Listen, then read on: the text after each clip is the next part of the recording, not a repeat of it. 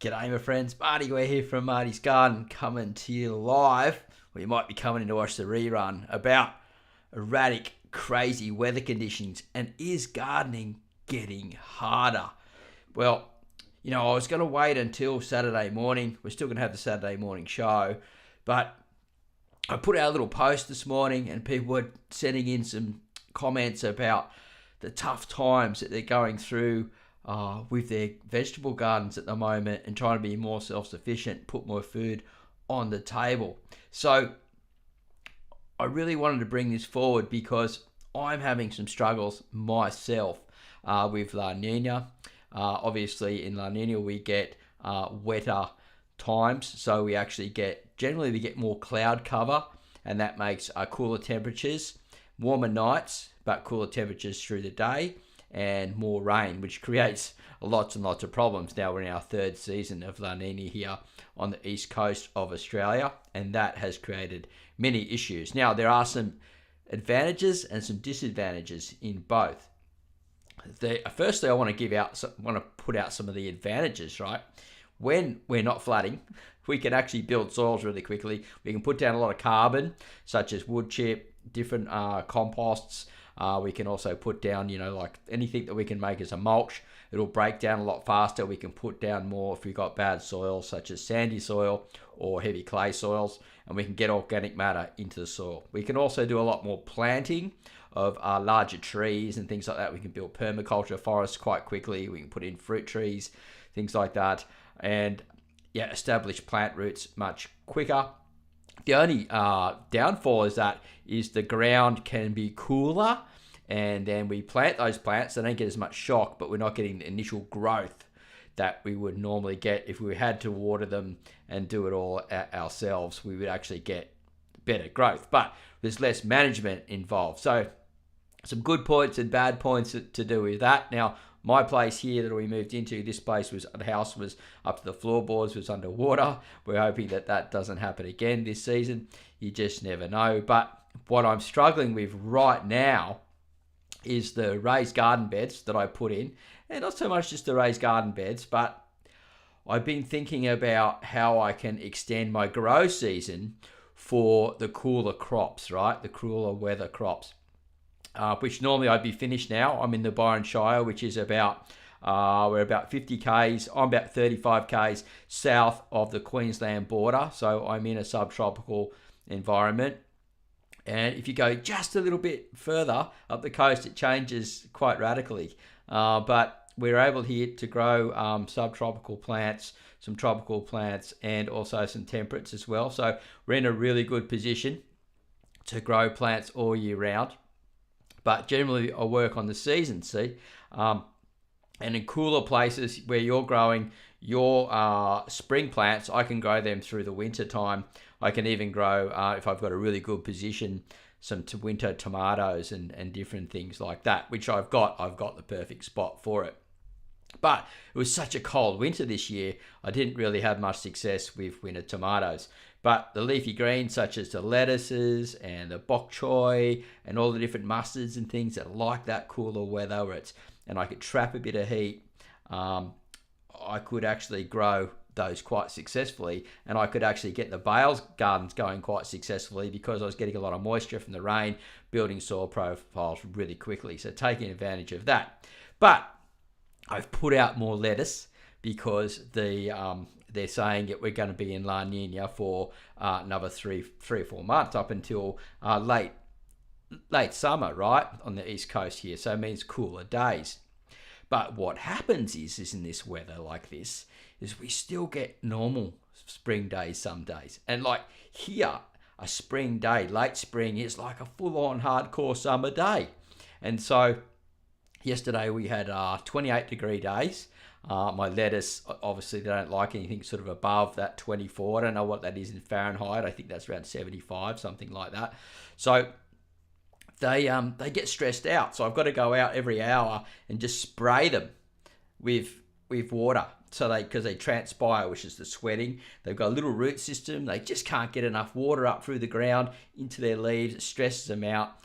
makes them go bitter, and also bolts them off to go to seed quickly. So we're out there as much as we can spraying them down. Now it's a bit cooler today, it's dropped off a bit, and so I don't have to go out there and wet these little guys down. Now I learnt that by watching farmers in Texas and different places, like where they have in the deserts and that, how they handle this stress heat for their plants, and they actually spray more often. Instead of deep watering, they do one deep water, then they spray and mist through the day to keep their plants from getting stressed out. And so I've been doing that for off and on for years now, and find that works really good. But you know, you have to have a mister on a timer. I don't have that. And if I go out for 3 or 4 hours and we get like this, just the cloud breaks out, it goes from 21 to 28 in a matter of an hour and a half, the plants aren't going to like it. So I know I'm pushing the edges a bit here, right? Because I really should be finished with lettuce and these leafy greens and bok choy and things like that now. But because we can tweak it, we're going with that. Now, I've put in some corn and some other tomatoes and some herbs and things like that that really love the summer heats, and like kangkong, which is an Asian green. I've got some other Asian greens that love the heat and stuff like that. And so they're not doing as good because it's not as hot as they'd like, right? So the corn's doing okay. It's growing. But I'm wondering, hey, am I going to get a good set of heads of corn? I haven't grown corn for ages, because last time I was growing corn we were in a drought about 5-6 years ago, and the rats were running up the stalk, grabbing any corn, they were grabbing any tomatoes, anything that had a bit of juice in it to get some moisture and to get some food. And it was out of control. So I've gone from this like extreme, from micro farming, growing crops for the restaurants and things, of some crops just getting devastated by rats and animals and things trying to get a drink from whatever they could, and then going to the opposite side of La Nina, of floods, heavy rain, things like that. And look, I put the post out this morning, and some people said in certain places where they are in the fall, it's been absolutely mental. They said that it hasn't even, like, the leaves haven't even dropped off trees yet, and they're freezing up high. And then they're getting, a few days later, it's hot again.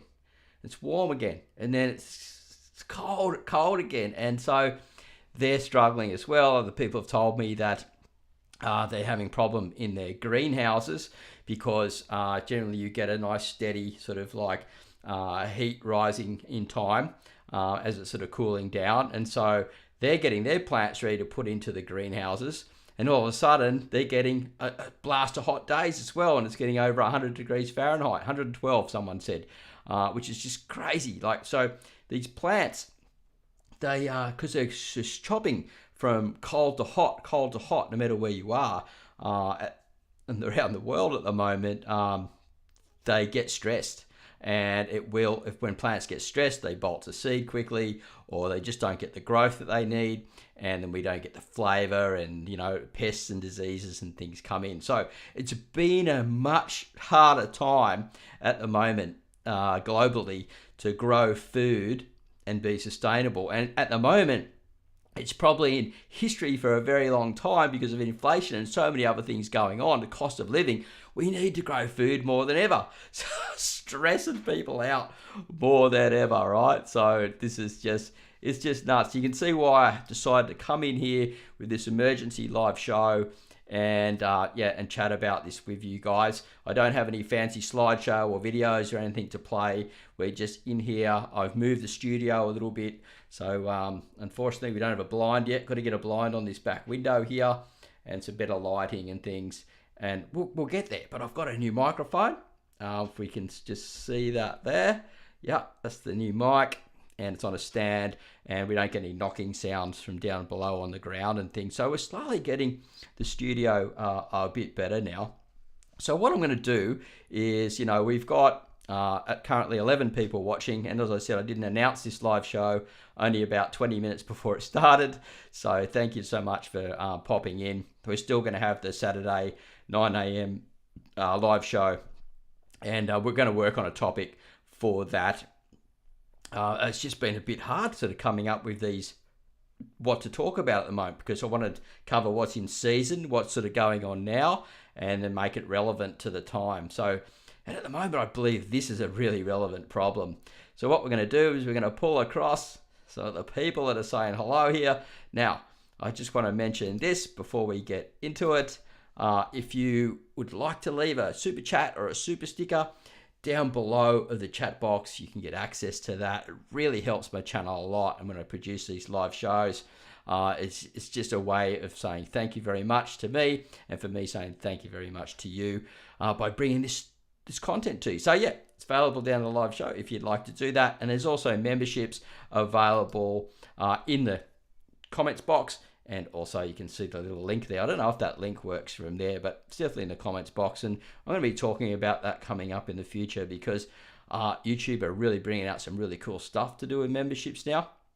And I'm thinking it's worth taking another deep dive at it. But there's courses in there: starting a worm farm, a beginner's guide; starting organic seedlings, a beginner's guide. And there's also a really good setup on how to set up a permaculture worm farm in your garden, so you can self-fertilize your garden and not have to worry about, keep your costs low and grow amazing plants. All right, so quick drink. That's what happens when you got a live show going, and we're gonna crank it off with Jennifer Cavans. Hopefully I'm getting your name pronounced here. If I get something wrong like this, please forgive me, guys. Doing the best I can. Hi Marty, tuning in from the state of Virginia in the USA. Looking forward to seeing you live. Well, thank you very much for coming in, Jennifer, and watching the show. We do have live shows every Saturday morning, 9 a.m. Sydney, Melbourne time. But occasionally I'll come in sporadically, and I'm looking at when I can do my second live show through the week, and working on designing these sort of like video podcast live show sort of things. I think they're really cool, and connecting with you guys. I really enjoy it. It's a good experience for me instead of just being behind the camera the whole time.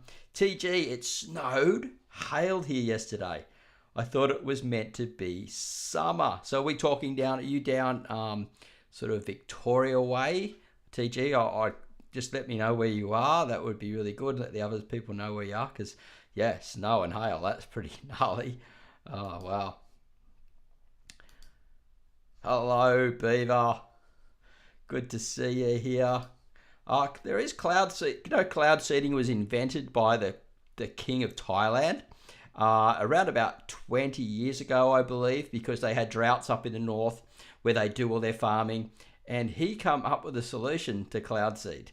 So you want to know the history about that? Yep, look up the king of Thailand, the inventor of, or the first person to use cloud seeding to produce rain to get some moisture in the crops. You remember they were a third world country, developing nation, and they sit right on that borderline cusp now. Unfortunately, he passed away. Great king. He started the organics agricultural farms up there.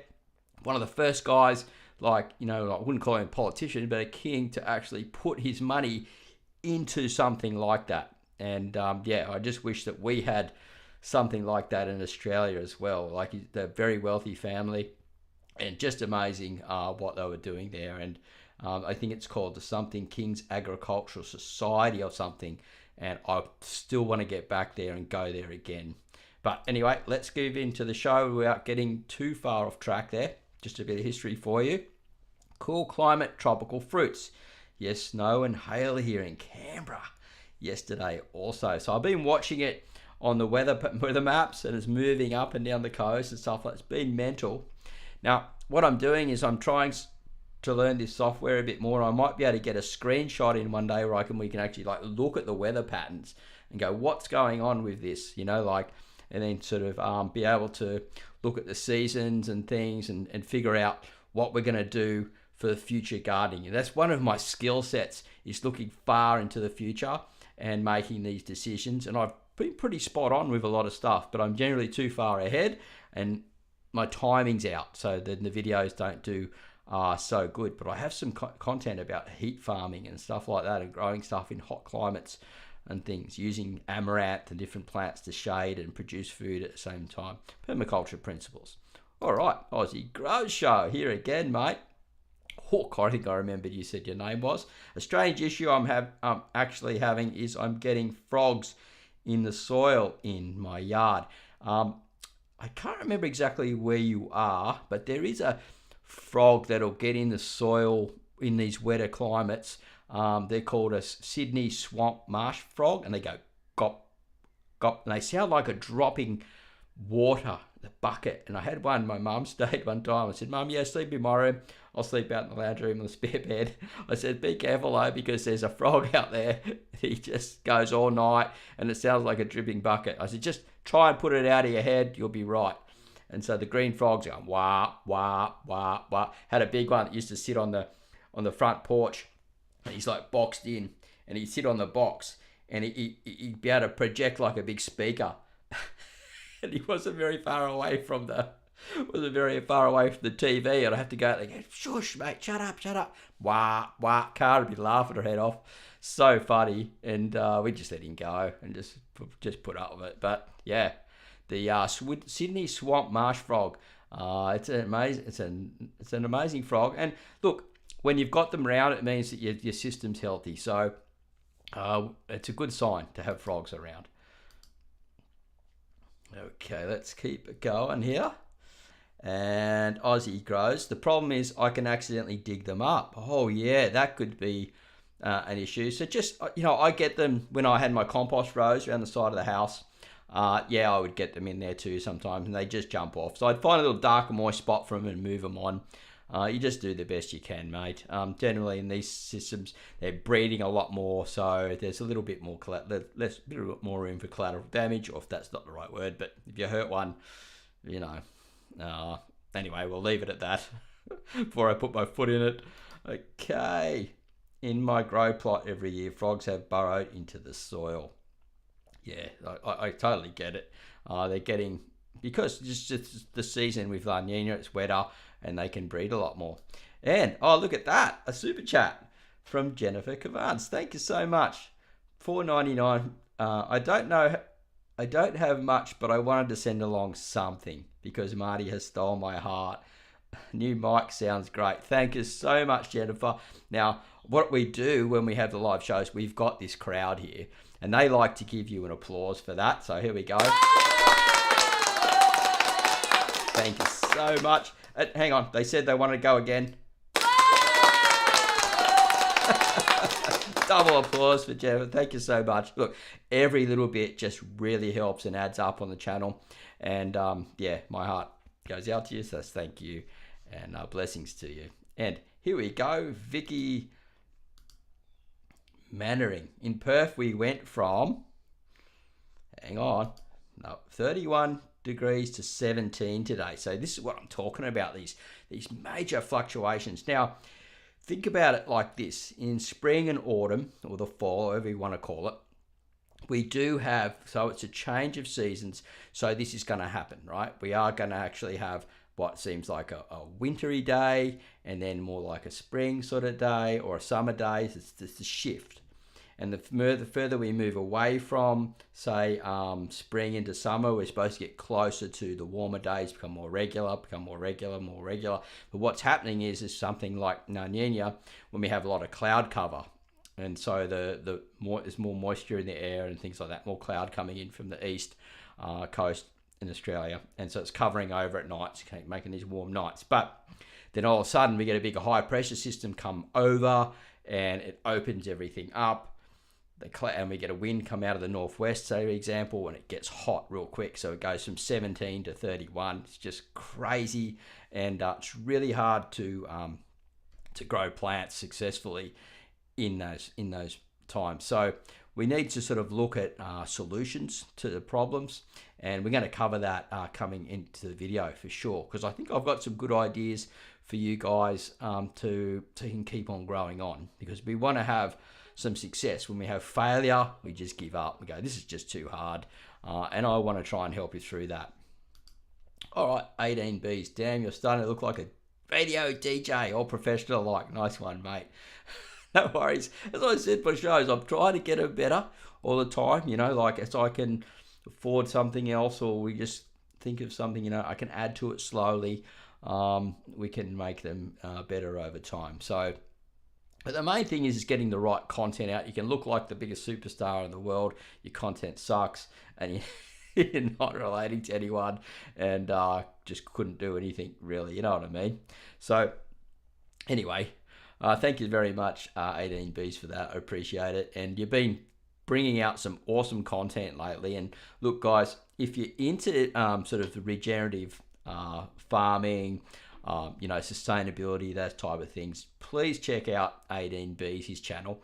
He actually goes and they get like the arborists and different things that are chopping down trees and stuff like that. He gets the hollow logs and creates new hives for these wild bees and things. It takes care of them. He's a caretaker of bees, and it's definitely worth a look, and it's so heart touching every time. So big shout out for you, 18Bs there. All right, quick drink because I'm a bit tired today. All my caffeine. I was just gonna have a bit of a chill day today. Been going pretty busy, but I just kept on thinking, this has got to get out. We got to talk about this. So what I want you to do is let me know before we start mentioning it, start getting into some solutions, and you can help me with some solutions as well, is what are the major problems that you're having. So you could let me know in the comments box down below if you're watching the rerun, or actually as a live chat right here now, and we can look at some solutions. Now, one of the answers that I believe that will really help is looking at just going into growing some more things in pots and being able to move them around, right? So follow the sun sort of thing, so to speak, maybe the morning, afternoons, excuse me. We can shift them to another spot. We can actually control our fertilization systems much easier and we can also move them around. Like, I think the main thing is the portability sort of thing. So we can actually move them around and follow the sun, and also put them out. Like if it's a really cold night, we can put them under the shelter or something like that and keep the cold air from dropping on them. And we can also look at growing two types of crops, right? So like what I'm doing, I'm growing the summer crop and I'm growing cooler weather crops at the same time. Now, I'm expecting some failures, okay? But I know that I will get some wins. And so I'm not just going with just summer. I'm not just going, oh, it's going to be cold, so I'll just go with the cooler crops.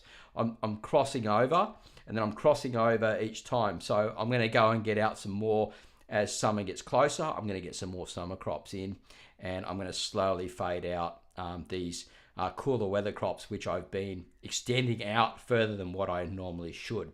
But I'm just hoping that I can still keep harvesting. So we want to think about these crossovers, changing things and putting more different types of varieties and plants out there, so we got more chance for success. Okay, Amanda, we got a question here. Amanda Gertman, should we be fertilizing more frequently with all this rain? I put in seedlings, broccoli, cauliflower, etc. in April, and they're still only a foot tall and not growing. Okay, fertilizing more regularly. It depends on if your land, your ground is like a heavy clay or a more sandy soil, like if you're growing in containers. So I need a little bit more information. But if we were fertilizing more regularly, we'd actually be throwing out less fertilizer more regularly. So depending on what type of fertilization systems we're using, if you're using worm castings, which I highly recommend if you have them, they just basically work like over a 6-month period of sort of expanding, contracting with the weather and the rain, things like that, and they're slow release. And they will store moisture when it's a bit drier, and they'll also sort of dry out a little bit and let the water go when it's rainy, so they don't sort of clog up and things like that. So that's always my preferred type of fertilizer. You can use the worm tea or the drench coming through the farms, as I teach in my courses in the members area, so you can get access to that every day. You use a weak one of that. Now, if you're using, say, an example of a fish emulsion and a seaweed, then if you're going to be fertilizing more regularly, you actually go down to about 1/2 the dose or less than that, and you would put it out after the rain, right? So not before, sort of afterwards. And when you're getting a lot of rain, you can throw out like a good organic chicken pellet, and that will break down things quicker. And also, as I said, your soil profile will change much quicker because you can add more.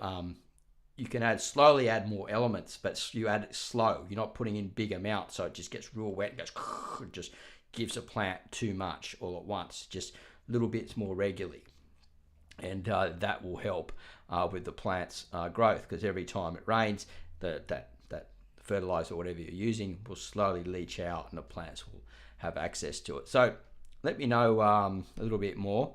Okay, so we're talking in raised beds. So yeah, that system that I just mentioned, that really is the way to go.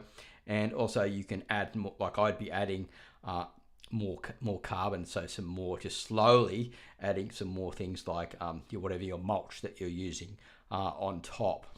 And it could be also because the plant's not doing so well because it's just not, the weather's just not right. You know what I mean? Like my tomatoes are growing not so good this year. I put more tomatoes in because I know I'm going to get less tomatoes out, so I'm growing more than what I normally would, and I'm getting just enough for my daughter and I. So, it is a little bit tricky, that's for sure. But you can get cooler climate tomatoes, and that's one of the ones that I'm growing, the Tigerella.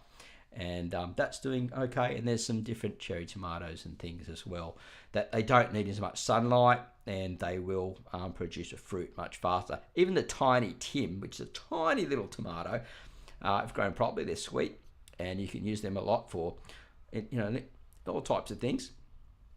They grow pretty well in fluctuating climates. So the tiny Tim could be one to think of. All right, if you've got any more questions, please fire away. Maybe you've got some issues you're dealing with, you've seen some friends that have got some problems, you've read some stuff online, you've been looking in different gardening groups or forums. These things are going on, and we're looking for solutions to these problems so we can, excuse me, this weather's getting to me a bit crazy. We've had 27 degrees yesterday, and it's like something like 21 or something now, or maybe only 20. I'm actually a little bit chilly sitting here, and I should be like sweating right now. So we'll keep looking at some solutions to problems. If you've got anything you'd like to say, love to hear from you. Remember, nothing is, like, we're all at different parts of our gardening journey, and any question is fine. Never feel threatened to ask something you think it might be stupid or other people are worried about it. Everyone's been at a beginner level, so we have beginners, intermediates, and experts here, always watching the live shows and the reruns. And sometimes, well, not sometimes, often we get some really awesome feedback and comments and questions from the community here. So I'd love to hear what you've got to say regarding that. And what I'll talk about is what I'm going to get, what I'm planning for, what I'm thinking ahead for in the future. I'm always thinking years ahead, and as I'm building this new garden here, I'm thinking about how I can build my soils and make things better for life for my chickens, and better food, and produce this environment so it can handle hot and cold, floods and drought. So always thinking about those things. So I'm just waiting for it to get a bit hotter, and then I'm going to be planting some amaranth, red amaranth, and it's probably nearly hot enough now to start looking at growing some red amaranth, and they'll grow nice and tall. It has an edible leaf on it. I don't like it so much, it's a bit sour, but a lot of people love it. I just love the look of the plant, and also that it produces shade for other plants around that don't like the shade so much, so it produces a canopy. It's also great food source with the seed. It grows a really good microgreen with the seed when you collect it. Beautiful red little plant, absolutely amazing looking microgreen. You have to check it out if you Google amaranth, red amaranth microgreens, or check out Pepe Fassos at 560 Farms over on his Instagram account. Yeah, he's got some amazing photos of microgreens there. So And the other one that I'm looking at is actually, it's a type of, it looks like a spinach, but it's not a spinach. I've just got, it's got a little bit Egyptian spinach, and it's related to okra, and it grows big, massive thing. And almost like from a distance, it almost looks like a bit like a marijuana plant. Yeah, wow, that's it. Is he growing? Yeah, no, it's not. It's related to okra, and the leaves are really good for eating. Through certain parts of the Philippines and stuff like that. That's where I first discovered it, in the Philippines. As a wild plant, we were harvesting wild plants to eat, and I was like, wow, I've got to find out more about this and grow it at home. And I think you can eat the pods as well, but the leaves, full of protein, good eating, good in the stir fries. I'm going to put it into pies, veggie pies and stuff this year, and into maybe like rolls and things like that as a spinach substitute. But it's not a spinach, and it also produces a lot of shade, a nice big root system, so I can build up soils and get more biology in the soil, and cut them off at the base and leave that root system down there for the fungi and the worms and all things like that. So thinking ahead, to shade my plants with those and build soils at the same time, and grow food for me, myself, and my chickens, my friends and neighbours. So yeah. That's the plan, as well as, we'll talk more about the raised garden beds and the worm farming, and making all these different concoctions to grow our plants as well. That will part of the content coming up on the show is this homestead style self-sufficiency worm farming thing that's coming along really good. All right, Jennifer, what's the biggest worm you found in your garden? I'm starting up with worm farming, and I found a 10-incher this year, and it was amazed they could grow that big.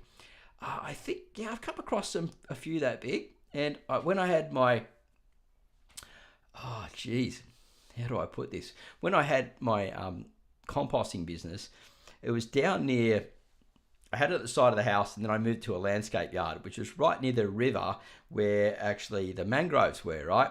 And that composting yard had been there for about 10 years or more.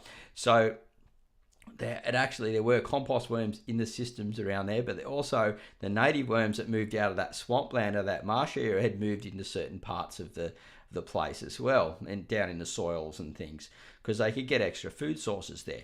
And when I started composting there, I found these massive things. And you ever see one of my photos, a thumbnail, you see me with a hat and a hand hanging onto that.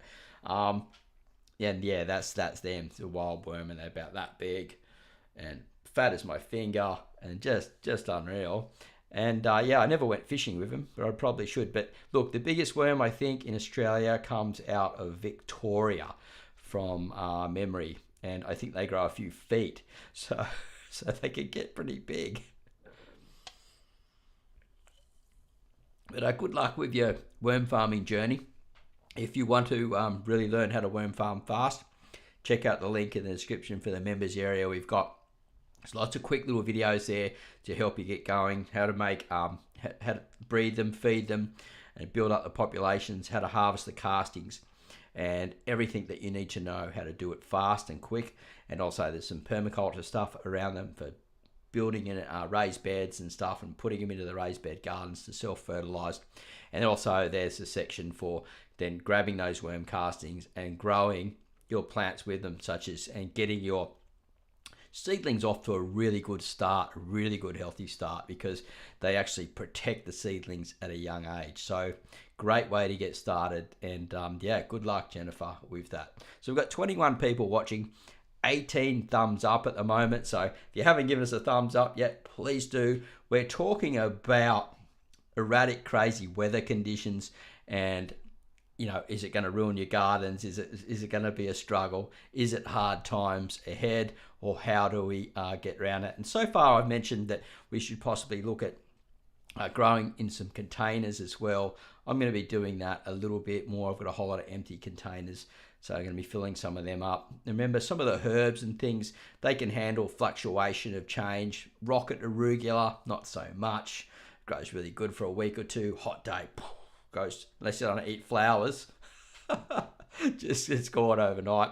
So, look at that. And then look at if you can get some cheap seed, look at doing some microgreens as well. You can get them fast, from anywhere from a week to 2 weeks, depending on the crop you're growing. And then it's not so much of a fluctuation of change in temperature, and we can still grow food. And so also look at maybe some of your herbs and things, maybe growing a bit extra. So if you're putting basil in, grow a bit of extra basil and then harvest as baby plants, same like you would buy in the shop and things where they're that big and you have a whole lot of them, like a big bunch. That's how you get them, like at Woolies and stuff like that. So if that helps,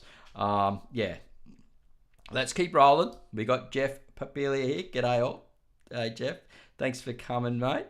And I'd love to hear of your concerns of what maybe you've got had problems with in the past with this, something, or it could be anything at all to do with gardening at the moment. If I can answer your question to help you with Q&A, because we talked about worm farming a second ago with Jennifer, and I think what we're going to do is we're going to cover in the future, maybe in the members area, if we feel it's a good thing to do, is talk about more about the weather systems and worm farming, because it's going to get pretty cold in certain parts of the UK and that this year. They're predicting some of the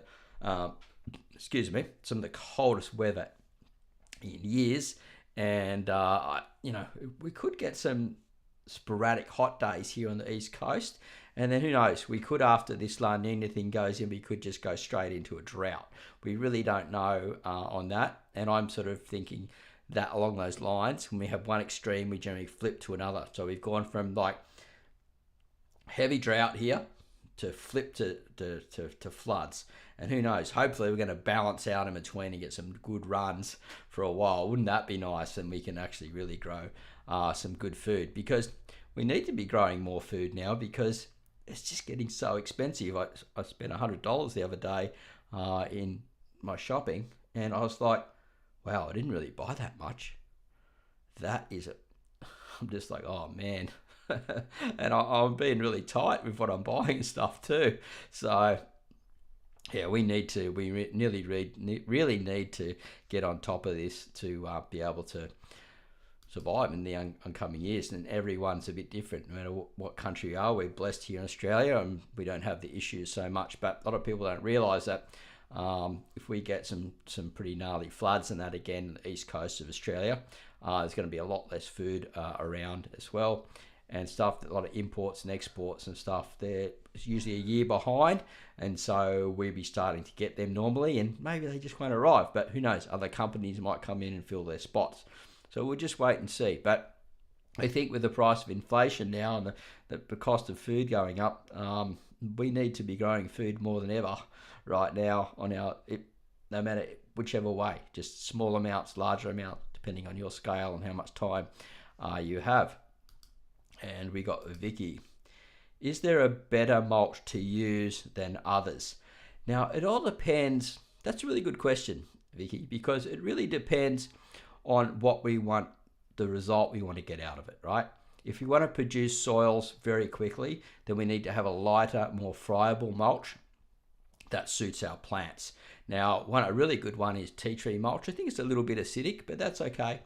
And so you got to be careful with some pine mulches and stuff. That can be way too acidic for some plants. So we got to be a bit careful. That's just pine bark and things. But generally, the lighter the mulch, the faster we will be able to build a soil. Now, if we don't want to be adding it all the time and just go, oh wow, it's just disappeared, I've got to add more, and we don't have the money for it, then we want to go for a heavier bark. We put it on thinner, but we go for a heavier mulch that takes a longer time to break down. And all of these mulches, if we put it on at a good thickness, when it's raining, if it's not too thick and it sort of gets halfway through the mulch and doesn't reach the soil down below, we're not actually getting the water down to our plants. So we've got to be a little bit careful there. But what I recommend when we're starting off new or we're building soils is we want to use a lighter mulch and add it more often, more regularly. And if we want to actually walk away from our garden for a while and have a bit of a break from it, we want to add heavier mulch. So what I use mostly is I use arborist tree mulch. So I make sure I get a good clean tree mulch from one of the local arborists, which have some palm, maybe a bit of tea tree in it, bit of tallow wood, like different sort of local plants around the area, and it stays away from some camphor and things like that. I'm happy to use that because it's got a mixture of all different sizes, from small leaves to big branches to bark, the whole lot, and it's really good mulch to use as far as building soils go. So, and also the, what is it called, sugarcane mulch, it's pretty good. Works out quite expensive though, and it breaks down fast, but it will build soils really quickly. If you're interested in building soils, check out my videos from over the last, well, you check out my recent video I brought out, which is a bit of a mini series, and it shows these bale gardens that I'm making to build soils up. So hopefully that helps. I know that's long-winded answer, but I think I provided a lot of value there for people that are interested in that. So thank you very much, Vicky, for the question. Kieran, should I start growing my veggies in my Holden because it has climate control, or a greenhouse on stilts with an AC outside? Maybe, mate. Maybe. Don't laugh at that. I've seen someone actually use the back window of their combi van to grow plants, and use it as a greenhouse. And it worked really good. And I think I was a teenager then. And I remember looking at it and just going, oh, wow, that works really good. Like I was just in my younger years loving plants and learning how to grow stuff and things like that. And I was just like, wow, I didn't even know what a greenhouse was in those days. So yeah, really, really cool. And who knows what you can do. And like, I love the idea of old car and actually just using it, like it's done and dusted, and using it as like a little greenhouse. Open the doors up, you got windows coming inside, cut a thing out. Hey, who knows? So it's a good joke, but you know what I mean? You can actually do those things. Wayne's Worm Farm. Good morning, Wayne's Worm Farm. How you going today? Another worm farming channel on YouTube. Check it out if you're into worm farming. And today we're going through on the show, we're talking about sort of, not so much the climate, but we're talking about the erratic weather conditions that we've been getting, and the changes that we're having are quite more erratic than usual. Now it's stressing plants out. It's making things much harder for us as vegetable gardeners, homesteaders, those moving into self-sufficiency systems and trying to save a bit of money. And so we're working on solutions. If you've got any solutions, I'd love to hear what you've got to say. Maybe you've got a good idea. Like we just come up with something about growing in a car, which was a bit of a pun joke, really. But honestly, it's probably not a bad idea in some ways. Like a lot of the farms and things like that, there's old cars around all over the place, and they've still got glass windows in them. They've got seats in them. Okay, just got you thinking now, didn't I? Kieran, I don't know if pot is a veggie though, lol. Well, you can eat it. There you go. It's healthy though. That's very true. Very true. So yeah, I hope you're enjoying the show, guys. Someone said that the microphone's coming in really good, and hopefully the sound, we've improved the sound a little bit from the other one. The other sound was okay from the microphone, but it was on the table, and when you tap the table and things, you get, and it was a bit further away, so we get more reverb bouncing around the room because the room's not soundproof. So when you're nice and close to the mic like that, it works quite good. Now, I am going to be using some new, changing over the software a little bit, and so we should be able to move a bit quicker and make the show more exciting over time as things go on. So thank you so much for coming in and joining on this live, because I didn't announce it until only about 15 minutes before we come on.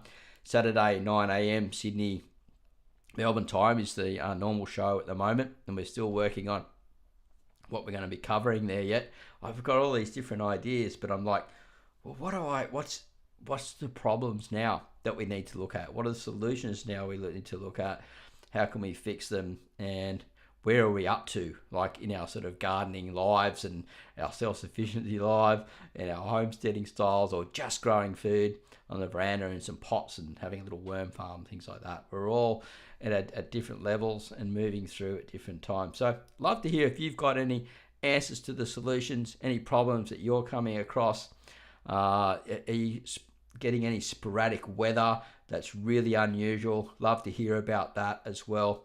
And At the moment, we've got 22 people watching. We've had 22 thumbs up. If you haven't given us a thumbs up yet, please do so. Bang, bang, bang, bang, bang. That's what I used to call it something else. I call it the Ned Kelly thumbs up now. Why not? And yeah, it's been a great show so far. So thank you so much for coming in. I think everything's looking a little bit better. Once we maybe get the curtain up behind there, we can get rid of that gnarly light coming through. But it's all going pretty well so far. Wayne's Worm Farm.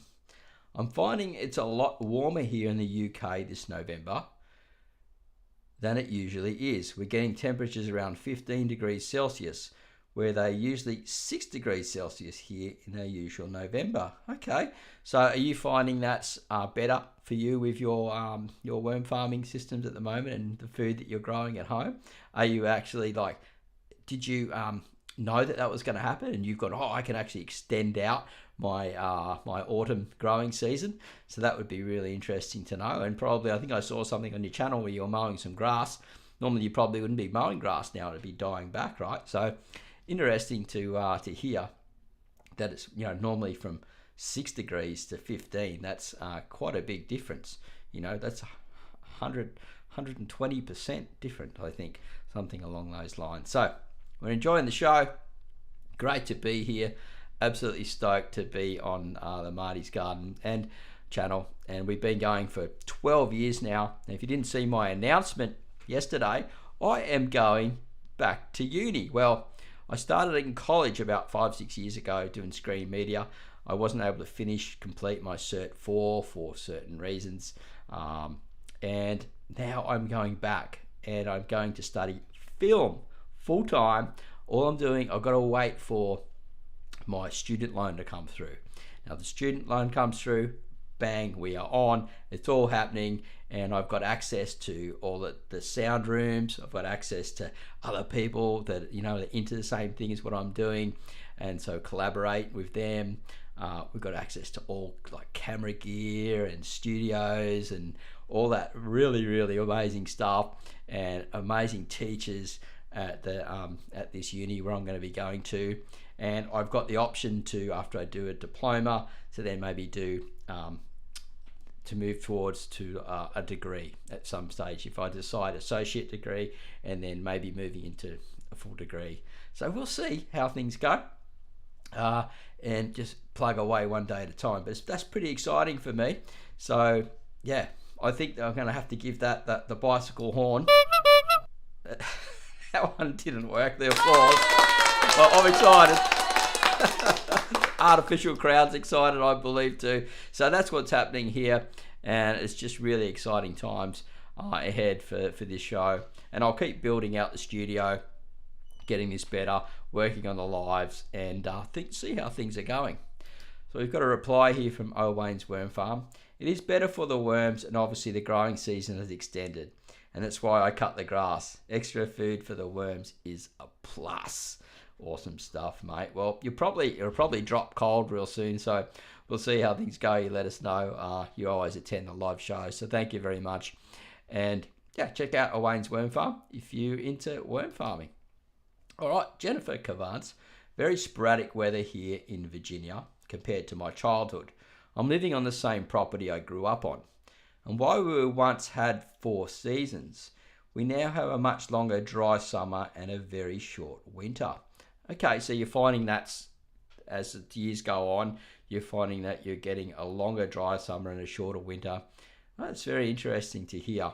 I know that in certain parts of North America and things like that, up in Canada and certain parts of Europe further north, where they generally get a wetter, they have a wetter climate than even I have here, if they're in drought at the moment. So things are pretty really in a different balance at the moment, and it's really, as a agricultural horticulturist, when I was at college, we had to study weather. That was a part of, I can't think of what's called now, the weather unit.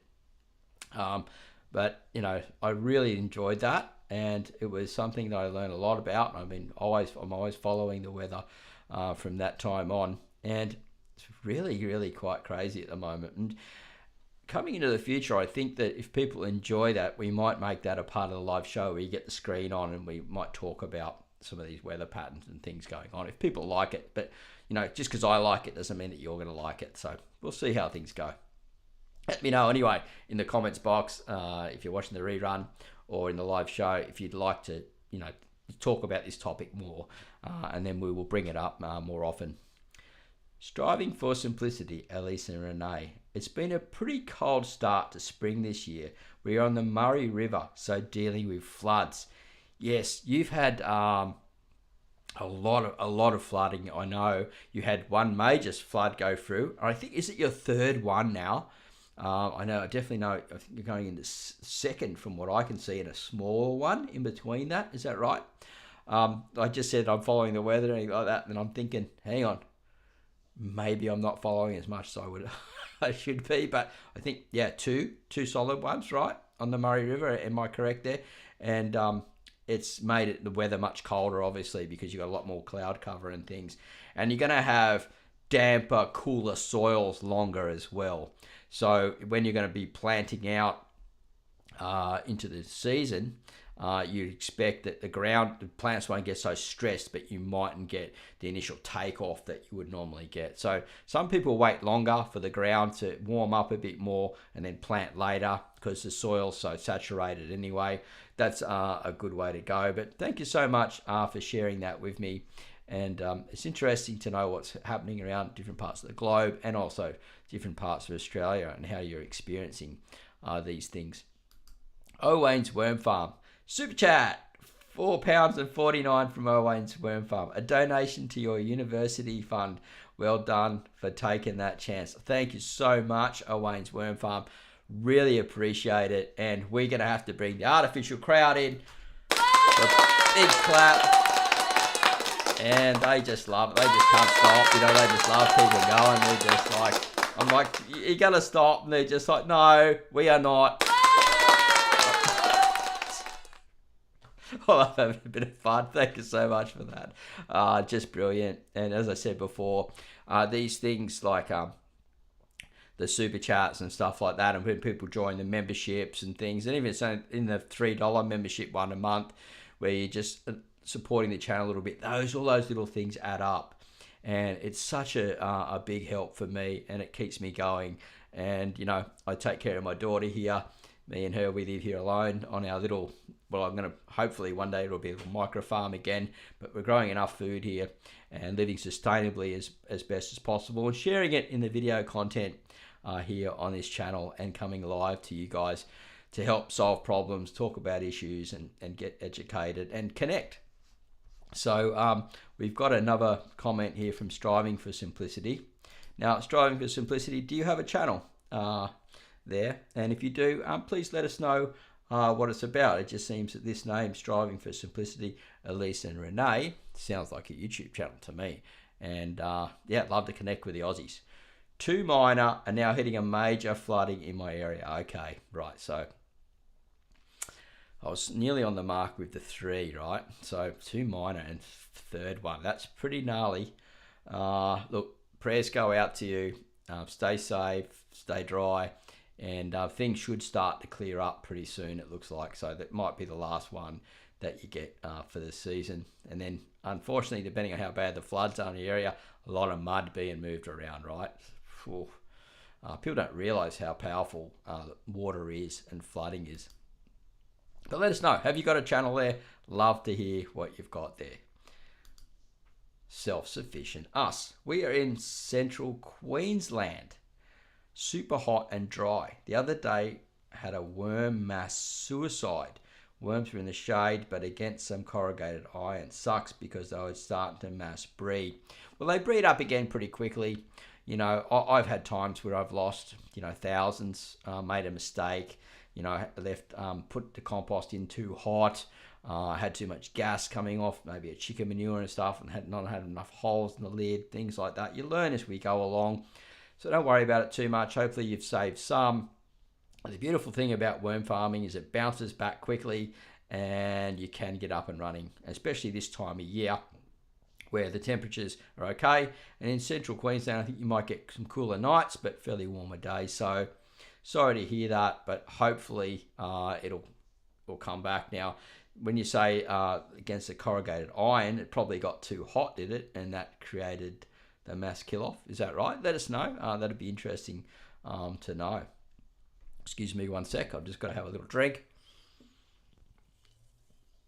The thing about drinking soft drinks is on live show, it's not a smart thing to do because then it makes me want to burp about 2 minutes later down the line. But hey, sometimes you get to see the real deal today, don't you? All right, V Energy. Hey, Marty, with the change of weather here in the Sunshine Coast, is it better to start off seedlings inside under a grow light rather than plant direct into the raised garden bed?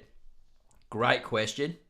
What I recommend is that you actually start them off outside and you slowly move them out and sun harden them. If you're going into inside under the grow lights, you can use power and stuff like that.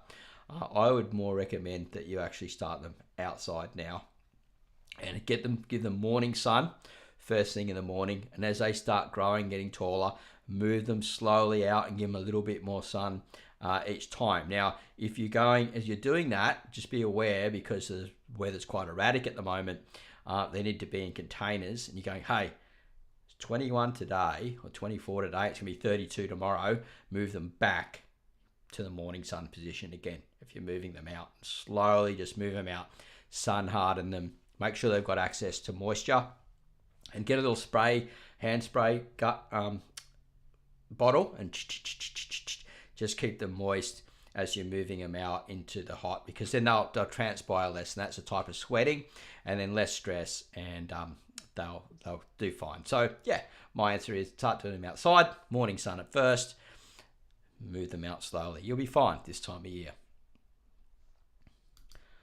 Hope everything is okay and dry, from Rick. Yeah, mate, it's dry, and it's, well, I wouldn't say it's dry, but it's getting hot. We're getting some hot days, and we've got some sporadic hot days coming up. We're predicting some 32-degree days here where I am, and I'm thinking, oh geez, I got to go out on Sunday. I'll be out. I go to church in the morning. I'm going to be out 3 hours or something like that, and I'm thinking, oh no, I won't be able to spray my lettuce. And I'm thinking, well, some will survive, some won't, and I'm not going to live my life around a lettuce plant. It just means the tomato's going to do better, the corn's going to do better, the kangkong's going to do better. All those summer plants are going to love that heat. And who knows, we could go back to a few cooler days again after that. Like, we're still in La Nina, cooler days, warmer nights. So yeah, and cooler soils, unfortunately. But we work with what we got, and as I said, I'm crossing over a lot more in different transitions to see what will work and what won't work. Cucumbers, normally this time of year, we'd be nearly finishing up. My cucumbers are only just getting started. I lost some, they didn't grow, but I'm going to have a go at them, because last year you could grow cucumbers right through the whole season, as long as you didn't get that white sooty mold on them because of all the humidity, which some of my zucchinis are starting to get now in a couple of spots, the lower spots. I've got other zucchinis growing in the bale gardens, are up high and they get more air, so they don't get the sooty mold on them. So it's just trial and error. We guaranteed to have a bit more losses this year, I believe. Striving for simplicity. Yes, it is. Have to get back into it. Yes, mud and mozzies are crazy. So you're saying yes, have to get back into it. Is that your YouTube channel? Is that what you're talking about? But yeah, the mud and the mozzies, I'm sure they're pretty gnarly. We've got hasn't been too bad with the mozzies here, but the flies are starting to come out with the heat now, and the cattle moving in behind, and so yeah, we're getting more of a fly issue here for me. Rosemary Ryan, hat is the best veggies to plant in the damp soil this season till the ground dries out. Or if, I don't know what hat is, it lost me a little bit there. If I can get a good crop that likes damp, then I won't waste a season. Some of the things like kangkong, awesome summer plant. Depending on where you are around, like if you're in Queensland, you can grow kangkong all year round. It's a perennial or a biennial, I believe. And it will live in the soil and then regrow again in warmer climates, so subtropical climates and things. I grow it mostly here. Not as an annual, I grow it as a, grow on for years. I don't know how long because I've only grown it for a few years at a time. But it grows a big, massive leaf that we can use in different Asian greens, cooking stir fries and things. Look it up, kangkong, for recipes. It also really good as a lettuce substitute. It loves a lot of water because it's actually it's an aqua species, so it will grow in wet, boggy land. And if you can grow it in pots and containers, give it a lot of water, it will grow from a cutting straight in water. It's had an amazing, big, vigorous root system, and good to feed off to your chickens and different things and that too. So an amazing plant, kangkong. And so we can look at these things like water chestnuts and all this other stuff that can handle like boggy and heavier muds and things like that. So I think Mark from Self-Sufficient Me had a video back about 2 weeks ago to do with that. So maybe check out his channel if you want to look at sort of like those water chestnuts and the boggy crops that you can grow for edibles. So that would have been, what is the best veggies to plant in the damp soil? A lot of leafy greens will grow better.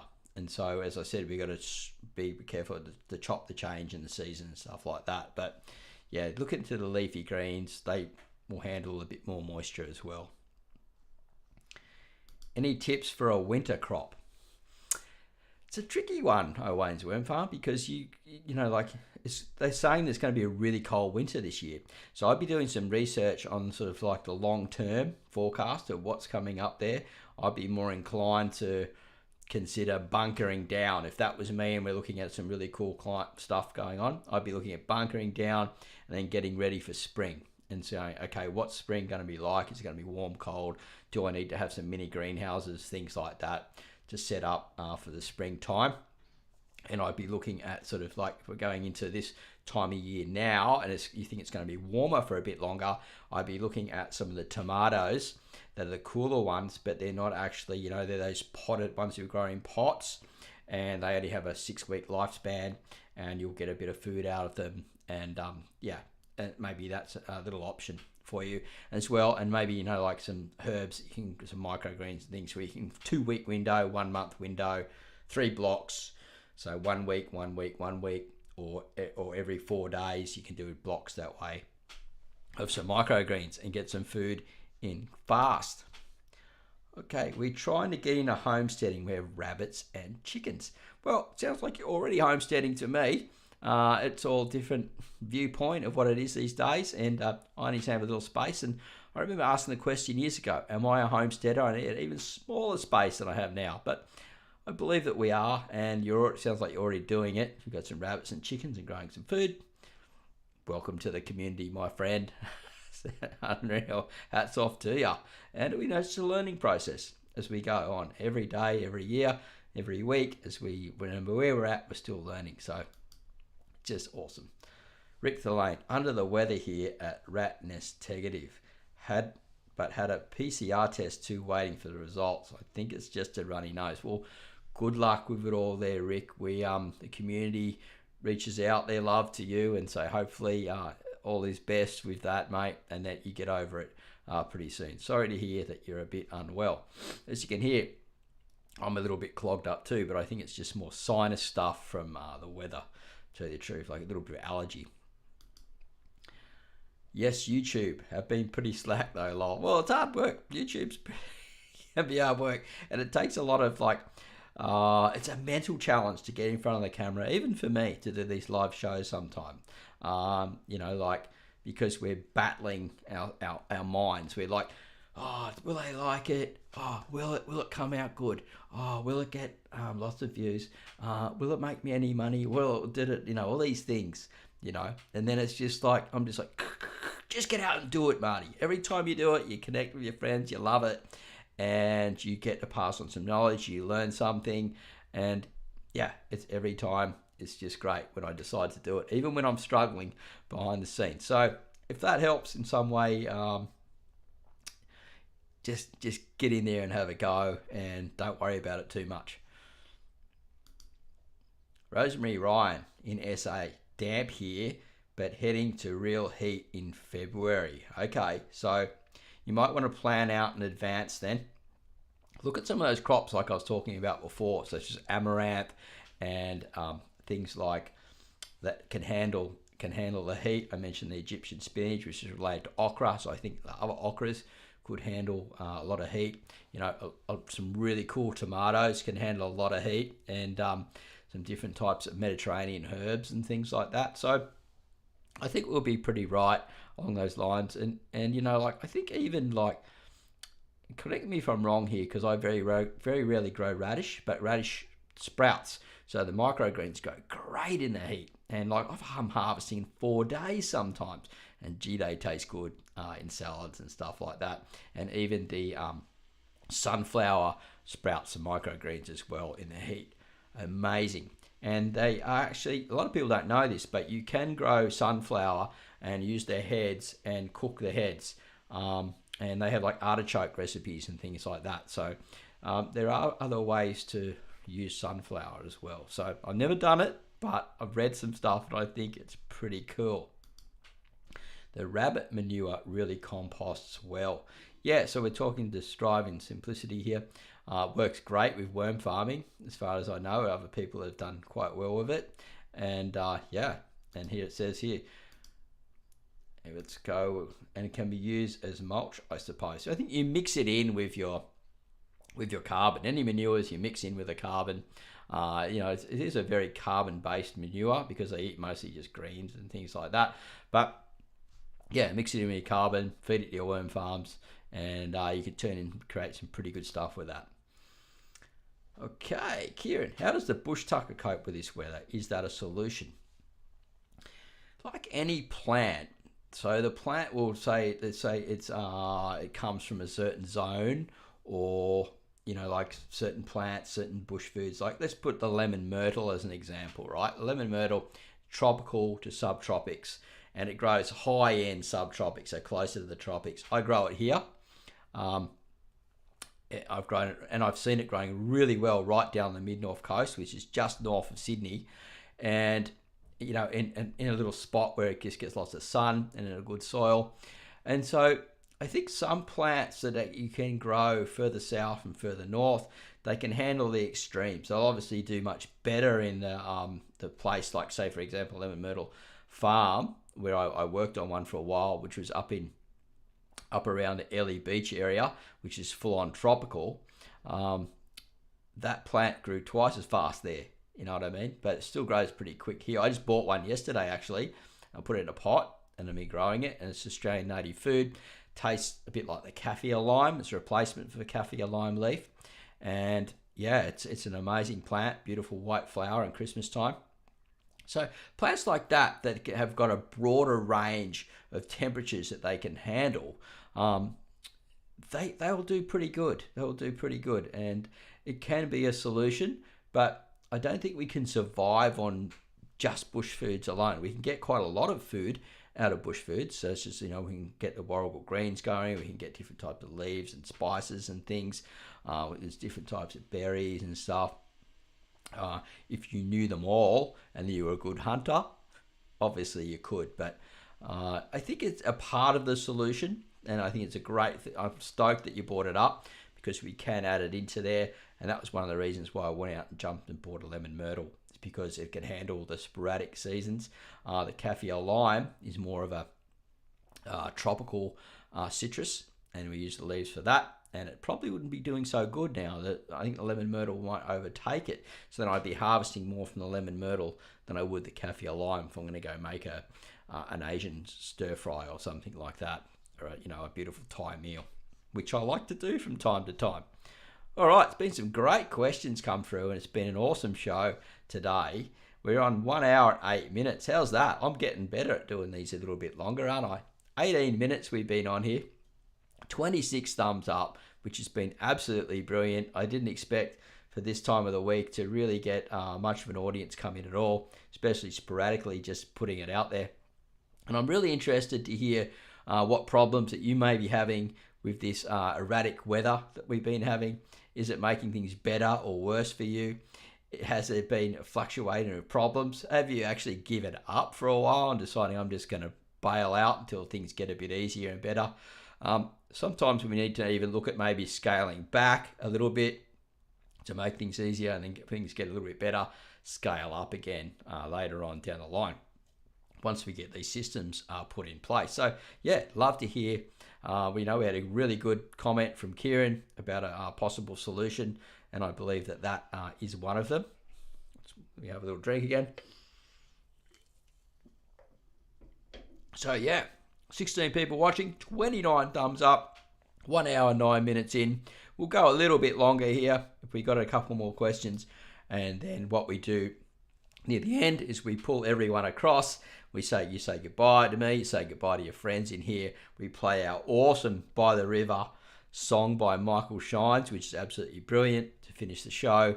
And then I will head off, and I've got to go back to another job at the school this afternoon. But we've got another question here from Self-Sufficient Us.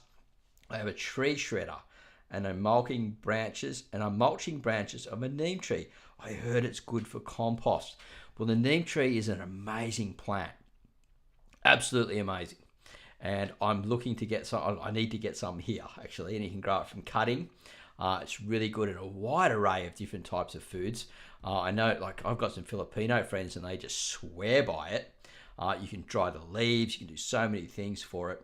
And I believe that because I think it's high in protein, so the leaves would be probably good for feeding your chickens and stock foods and things like that.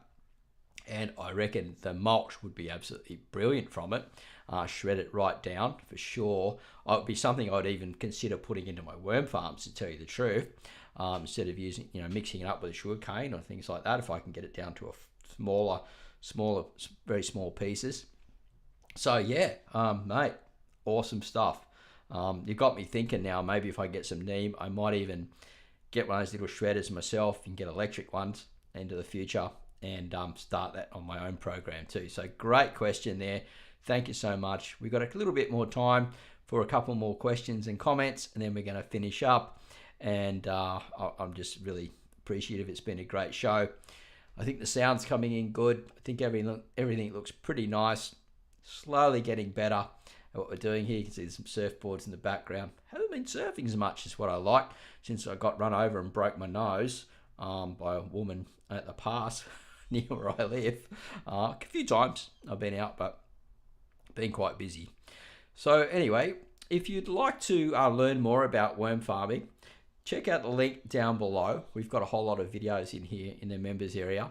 I'm looking at the possibility of rebuilding and revamping up the members area. I did a course with YouTube, an exclusive one just recently, and they're having a chat with me about that and different things about way I can make my memberships better for everyone and more productive and an overall experience. So we're looking into that as well. We've got the Buy Me a Coffee page where people can go in and buy me a coffee, and like things like that. But super chat and super stickers and all that type of stuff, all these little things add up. So it's just great. I'm just stoked to be here. And it's been a really fun show so far. And hopefully I've solved some of your questions. We've brought up this issue here. I know other people really don't want to bring up these topics a lot of the time because it's not so trending at the moment. It's not the big thing that everyone's watching or whatever, but I do see it as a problem. And so I really want to bring these things forward. So we'll just take, as I said, 1 or 2 more questions, and then we will be finishing up for the day. Deborah Sutcliffe, I read that neem takes 3 years to mature for its pest repellent properties, 3 years to flower. I don't know, Deborah. I'm more of an advocate of keeping away from even all types of pesticides. I do see place for them, and in monocropping and different things like that. But when we're growing and we're farming in a way where we're using nature to take control of everything, we've got to be a bit careful with going in with certain types of even natural pesticides, that we don't kill the good bugs at the same time as we're killing the bad bugs, because then we can create more offset problems. So generally what we're better off doing is removing the issue. So if that plant's just not doing well at your place, I just don't grow it again. That's just my decision, my personal thing. But I don't know about neem, and I'm sorry, I can't really answer that.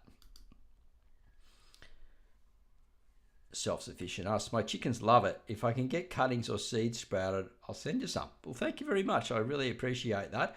That would just be awesome. And the chickens like it. So that, I've got some chickens around the side. I've got my headphones on so I can't hear them. They're around the side in my room at the moment. Going to let them out for a bit of a walk, I think, soon. They've already laid some eggs, I'd say, and give them a bit more space. They've got a fair bit of space, but they probably want to get up into the back compost pile or something at the moment. Striving for simplicity. How do you keep slugs and snails out of the veggies apart from letting chickens in? They tend to dig the veggies. Oh, yeah. Beer can traps.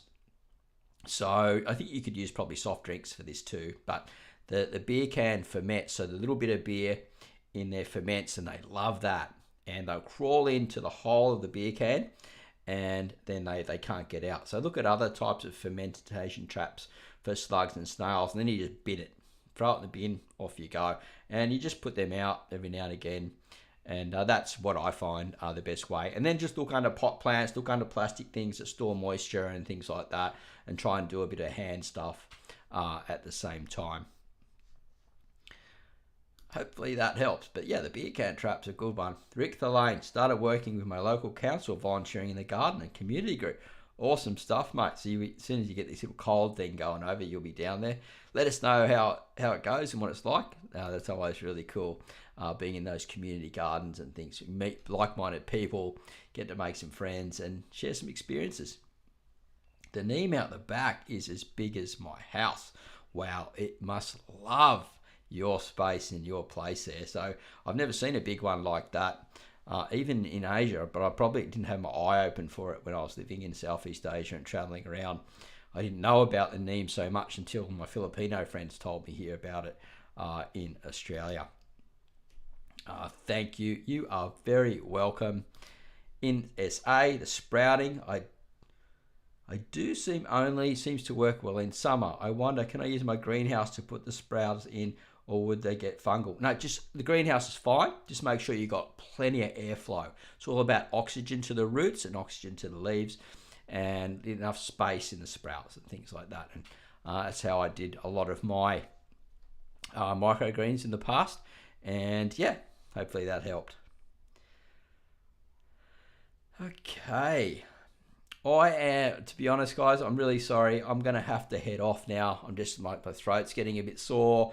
I'm getting a bit tired. My nose is playing up a bit with this sort of bit of a sinusy thing going on. So sorry I didn't get to the last questions here at the moment. I'm just feeling like I'm running out of energy, and I'm going to go very flat soon on this show. So what I'm going to do is I'm going to start I'll pull some of the comments across from people saying goodbye, and sort of move on with that. And so anything that I feel that I can drag across while I'm playing the music, and keep on going from there. And yeah, it's been a great show. As I said, you can see I'm winding down now. I'm losing a bit of energy. Still 17 people watching here, 30 people thumbed up. Please listen to the song. It's a wonderful song. It will regenerate your day and give you a bit of love. And I just love this song. And here we go. To the river, comments, guys. to the river we go. Leave our worries on the shore and drift away. On the river we know. Sometimes the perfect words are never said.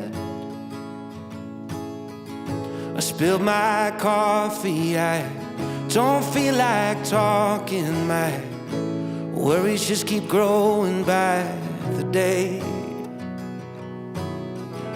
I need a moment where the green and blue appear. Just spin a rock and watch the ricochet. To the river we go. Leave our worries on the shore and drift away. On the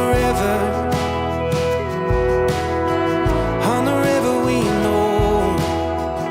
Sometimes the perfect words are left unsaid.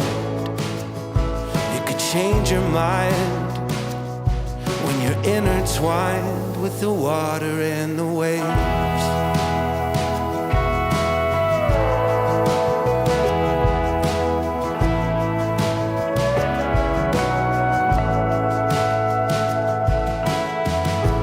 As I grow older, well, that boat I'll never sail. It works better than the pills the doctor gave. And with that old fishing pole, I still catch 'em by the bucketful. The kids are helping on the grill and sneak a taste. To the river we go. Leave our worries on the shore and drift away. On the river we know. Sometimes the perfect words are never said. You could change your mind when you're intertwined with the water and the waves.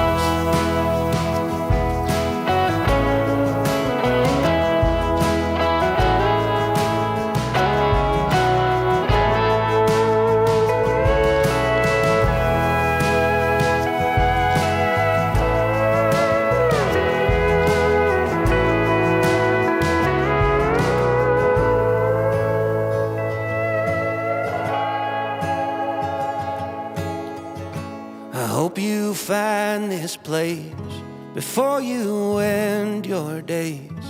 And if you see me out there, wave hello.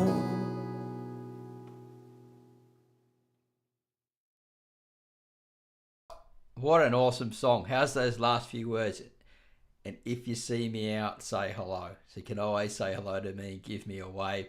Thank you so much for coming and joining in on this show today, and all the beautiful comments and just getting involved, sharing your life experiences with me and the community. I hope you got some good value out of this show. If you haven't given us a thumbs up before you go, please do so. And if you're watching the rerun, let us know in the comments box down below that you got all the way to the end. Or if you have a question, please feel free. I always get back and answer all my questions. You have a great day. Happy everything. And we'll see you at the next show real soon. Remember, Saturday, 9 a.m. Sydney, Melbourne time. I'll be there. Bye for now.